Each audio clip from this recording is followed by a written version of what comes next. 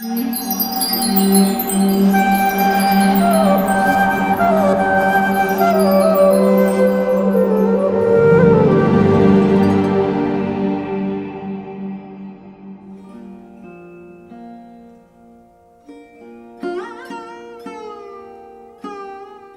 as qualifications are required for the guru, there are also some requirements to be met by the recipient of Vedic knowledge also. The qualifications expected of a disciple are stated in the Bhagavad Gita.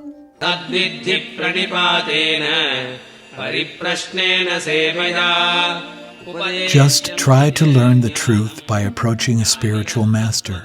Inquire from him submissively and render service unto him. The self-realized souls can impart knowledge unto you because they have seen the truth. Humble surrender. A disciple should submissively and humbly surrender to the spiritual master. One should surrender unconditionally to the guru and put aside all preconceived notions learnt earlier from unreliable sources. Submissive inquiry. A disciple should be sincerely inquisitive about the ultimate goal of life. The short-term goals of life are to gain wealth, name, fame, a posh apartment, a promising career, etc. Even if achieved, such things are temporary and will be taken away at the time of death. The long-term goal of life is to become Krishna conscious and achieve the kingdom of God. The disciple must be inquisitive to know, why am I suffering? What is the meaning and ultimate destination of life? A disciple should never be proud of his material qualifications like education, bodily beauty, wealth, high birth, etc.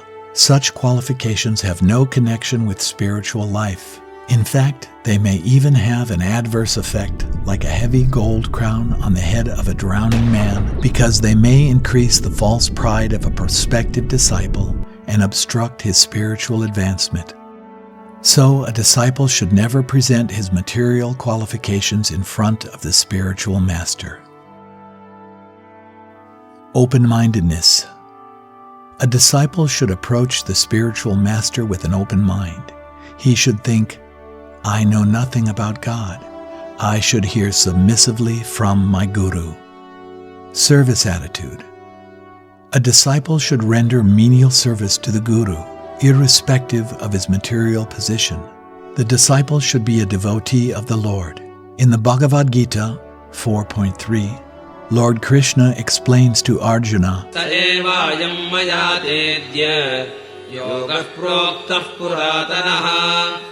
that very ancient science of the relationship with the Supreme is today told by me to you, because you are my devotee as well as my friend, and can therefore understand the transcendental mystery of this science. Faith in the spiritual master.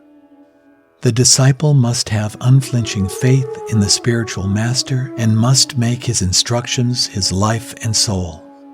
Every successful person, he needs a teacher. He needs guide. Without the help of guide or teacher, the person can't attain perfection in his particular field.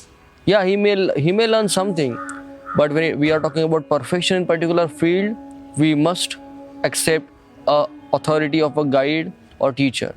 And that's how in spiritual matter also, spiritual field also, we need guide or teacher. And you see any successful person in their particular field, they are very much obedient to their guru, and that's why they have reached this level of perfection. Avowed truthfulness. A sincere desire for enlightenment and avowed truthfulness to the spiritual master, and not birth in a particular caste, race, religion, etc., are the essential qualifications of a disciple. If one satisfies his guru by sincere service and actually understands the Vedic conclusion, he receives initiation as a Brahmana. A Brahmana is a learned person who is responsible enough to enlighten others. In India, there are many caste-conscious Brahmanas who insist that one cannot be elevated to Brahmanical status unless he is born in a Brahmana family. The Brahmana by birth conscious is decidedly non-Vedic. According to the Vedic standard, anyone can be elevated by training.